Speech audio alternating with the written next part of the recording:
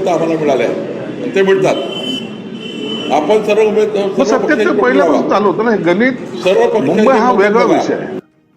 दरवेळेला एकच विषय घेऊन मुंबई महाराष्ट्रापासून तोडणार, मराठी माणसाचं काय होणार, आम्ही मराठी माणसाच्या हक्कासाठी लढतो वगैरे वगैरे हा विषय घेऊन दरवेळेला ते काही करायचे ना, ते लोकांनी आता स्वीकारलेलं नाहीये. आणि त्याचाच परिणाम गेली 25-30 वर्ष तेही तिथे सत्ता करत होते. त्याचा परिणाम हा झालेला आहे की लोकांनी आता आम्हाला ती कॅसेट नको, आता आम्हाला डेव्हलपमेंटवर बोला. आणि म्हणून त्यांनी ही जे काही मतदान केलेलं आहे हे फक्त डेव्हलपमेंटच्या आधारावर केलेलं मुंबईकरांनी मतदान आहे. पुण्यामध्ये तुम्हाला एकच जागा मिळालेली आहे. पुन्हा हा आमचा पहिल्यापासून इतकं काही त्यात आमच्या आउटपुट निघेल असं काही नव्हतं. परंतु निश्चित आमचा प्रयत्न आम्ही चांगला केला. भविष्यामध्ये पाहू. परंतु पुण्यामध्ये इतिहास आहे, पहिल्यापासून आमच्या जागे ह्या कमी राहिलेल्या आहेत. महाराष्ट्रामध्ये भाजप 1 नंबर ठरलेला आहे. तुम्ही 2 नंबर म्हणजे राष्ट्रवादी काँग्रेस बरोबर आता तुम्ही आलेले आहे. आता राजकारणामध्ये दरवेळेला प्रत्येक निवडणुकीला वेगवेगळे नंबर असतात. यावेळेला निश्चितच पाहिलं असेल आम्हाला सुद्धा चांगल्या जागा मिळालेल्या अनेक ठिकाणी. असं नाही की आम्ही फार काही मागे आहोत, असं नाही, भाग नाहीये. अनेक ठिकाणी चांगल्या जागा मिळालेल्या आहेत. आम्ही संघटना पुन्हा एकदा बांधू आणि चांगलं यश सुद्धा आम्ही संपादन करण्याचा प्रयत्न करू. की दोन्ही सभागृहामध्ये विरोधी पक्ष नेता घेत नाही तसा तुमच्यावर आरोप केला जातो. पण आता महापालिकेत द्यावं लागेल असं चित्र दिसतंय. महानगरपालिकेचं वेगळं गणित वेगळं आहे ना. याच्यामध्ये संख्याबळ हे असतंच आणि त्यामुळे द्यावा लागणारच आहे ना. संख्याबळाच्या आधारावर हे त्यांना 10% कोणतंही असलं तर त्याला विरोधी पक्ष पदे द्यावं लागेल.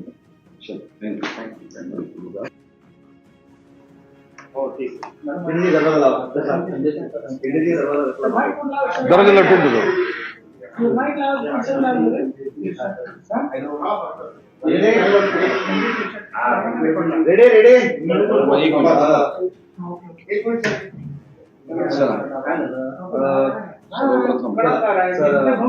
संभाजीनगरमध्ये शिवसेना खूप मोठ्या राहील असं भाकीत करण्यात आलं होतं, मात्र पराभव स्वीकारावा लागला. बऱ्याच कमी जागा आल्या. काय सांगाल? आम्हाला जे अपेक्षित यश पाहिजे होतं ते यश आम्हाला संभाजीनगरमध्ये मिळालं नाही हे निश्चित आहे. त्याची कारणं जरी काही वेगळी असली तरी जनतेने जो कौल दिलाय तो आम्हाला मान्य आहे. आमच्यामध्ये कदाचित निवडणुकीच्या प्रचारामध्ये आम्ही कमी पडलो असावं किंवा उमेदवार निवडताना काही कमी पडलं असावं.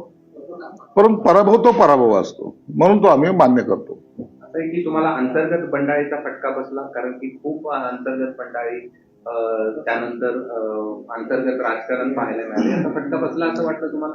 नाही, याचा थोडा फटका जरूर बसलेला आहे. अंतर्गत राजकारणाचा असेल किंवा बंडाळीचा असेल, थोडा बहुत फरक त्याचा पडलाच जरूर आहे.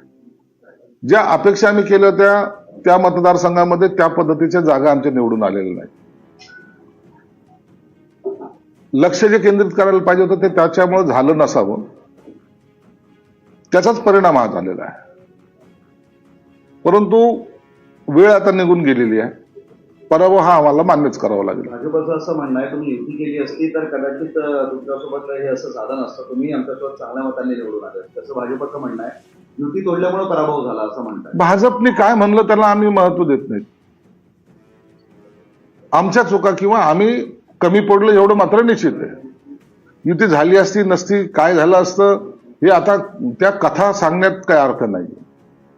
झालेला पराभव झालेला पराभव, म्हणून आम्ही त्याच्यावर जास्त चर्चा करत नाही. शिवसेनेच्या इतिहासात असं पहिल्यांदाच होते की तुम्ही आता सत्तेच्या बाहेर असणार आहेत आणि भाजप ही एकाती सत्ता स्थापन करते. नाही, करेल ना, हरकत नाही ना. हे चित्र इथंच नाहीये, महाराष्ट्रामध्ये अनेक ठिकाणी घडलेलं आहे. म्हणून आता इथं या ठिकाणी आम्हाला एकदमच सत्तांतर झालं असातला भाग नाही. गेली 25 वर्ष आमची सत्ता होती, आमचे महापौर होते.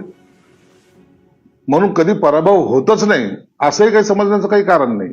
पण जिल्हाध्यक्ष असं म्हणतात की आमचे मित्र पक्ष आहे आणि राज्यात आम्ही सोबत आहोत, आम्हाला जरी त्यांची गरज नसली तरी आम्ही त्यांना सोबत घेऊ. तुमचं मत काय त्यावर?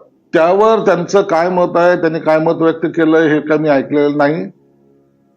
परंतु तरी सत्तेत आहोत याची जर त्यांना जाणीव असेल तर आम्ही त्यांच्याबरोबर निश्चित राहू, परंतु त्याचा निर्णय सुद्धा आम्हाला 1-2 दिवसात घ्यावा लागेल. असं आहे की शिवसेना हा बालेकिल्ला होता छत्रपती संभाजीनगरमध्ये, मात्र दोनही शिवसेना आता जवळपास त्यांचा जो प्रभाव आहे तो कमी झाल्याचं चिन्ह आहे.